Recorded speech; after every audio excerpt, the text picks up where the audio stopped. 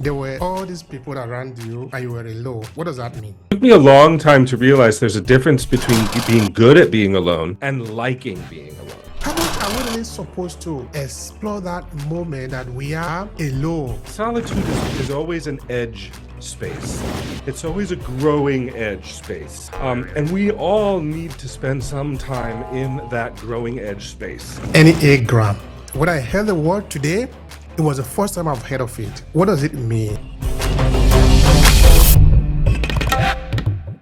This is the symbol of the Enneagram, and these are 9 ways that human beings choose to be in the world. Now, all of us are capable of all 9, but it's much easier to just pick one and be one. I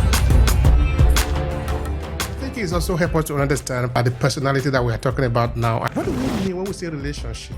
When I talk about relationships, I talk about those people that you have conversations with, who are in your space. Les Brown is saying, you cannot make life alive. Like his last act of parenting was to show me how to die. Whatever you have done or you think you have done, this moment is going to come.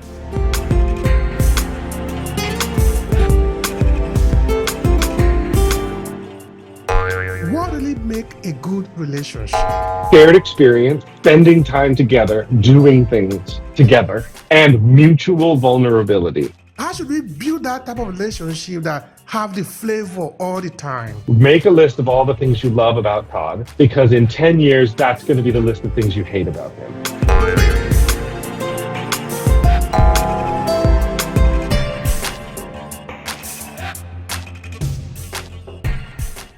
I want to thank you so much, Todd, for joining us in this conversation. This is how we start here. You tell me a little thing about yourself, then we're going to enter into a rabbit hole to explore who you are. Then from there, we move into what you do. The mic is yours. Sure. Well, let me share a little bit of my story because it's a bit unique. I was an ordained minister for 20 years, but came to that through a religious experience.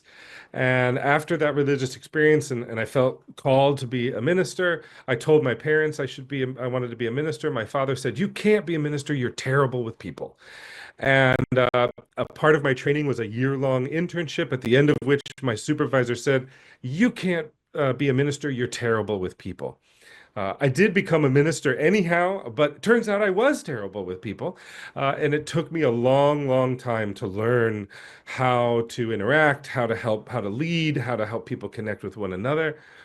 And then I discovered this tool called the Enneagram, and it gave a system, it gave a structure to all of these lessons that I had learned the hard way.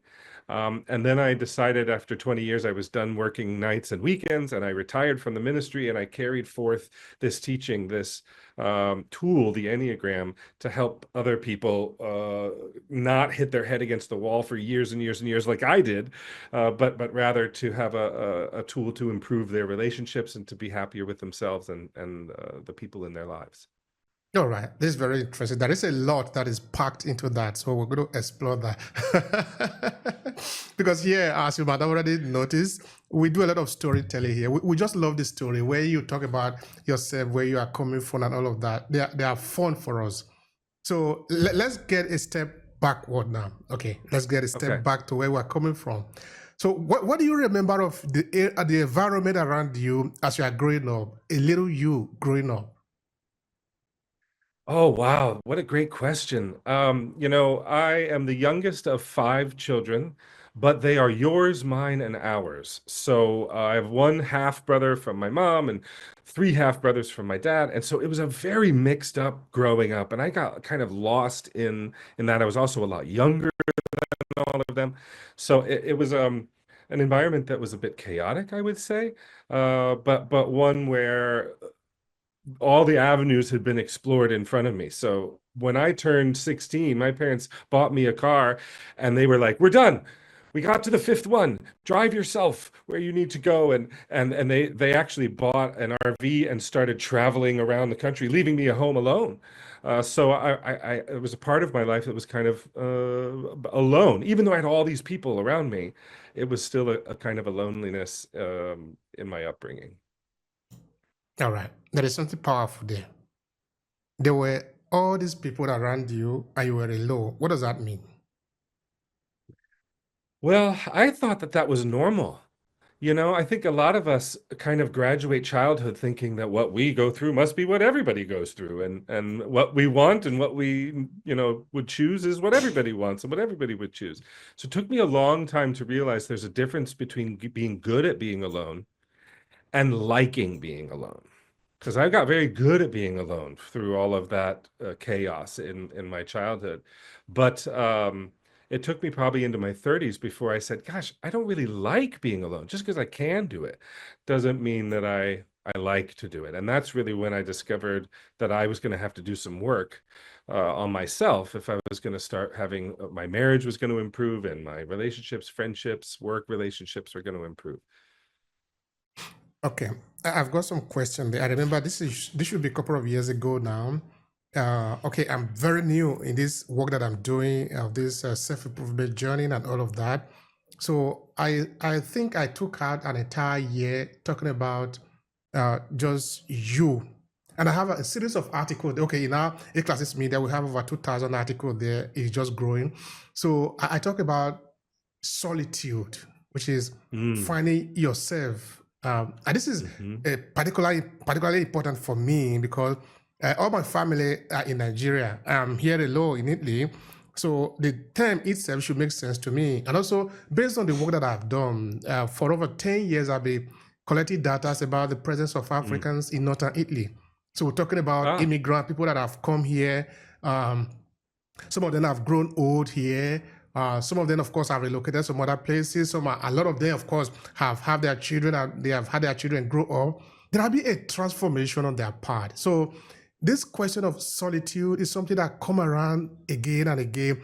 And also, when I take the experience out of Italy, I started to talk to many other people in the African diaspora because now I have done over 1,000 interviews, just talking to people, collecting their story.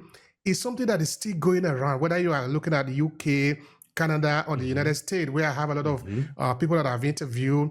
Is a topic that is coming around again and again. So the exploration, how much are we really supposed to explore that moment that we are, or we think we are alone, where maybe there are some people, you see, the question was coming from the fact that you have a lot of people around you, but you are alone. How much are we supposed to look at that? Is it something negative? Is it positive? How much of it is negative, and how much of it should we embrace? So could you please take out around there? Yeah, great question.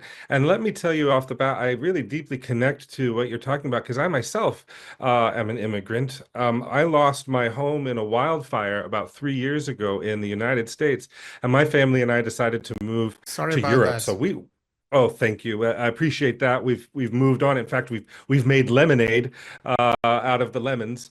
That's a good one. That's a good one.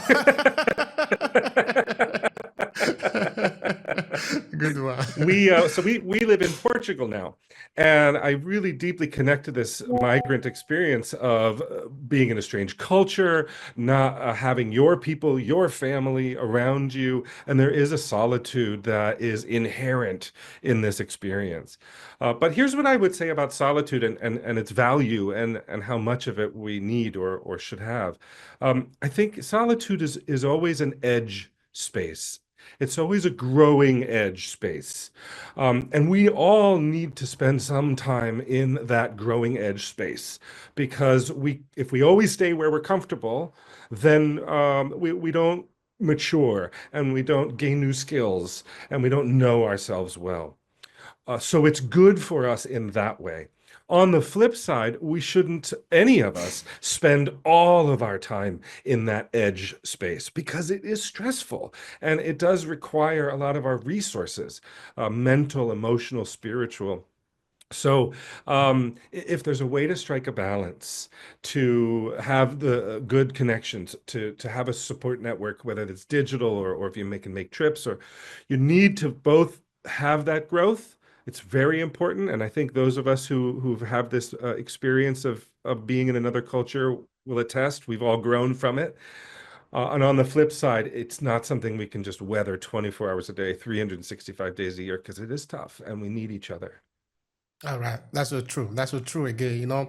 As human beings, we're not supposed to live alone. We're supposed to live with other people. We're supposed to share. This thing is called experience. No, if it is just you alone, Yes. you are not really doing anything. So I remember, for example, that I was in some of those series of articles, because there are actually series. There are many articles on the topic. No, I was saying, look back in our history. Look at somebody like Jesus Christ. No, yeah, in our history. No, in the context of religious test, or look at Muhammad, or look at Buddha. All these individuals at the point need to retire to a place of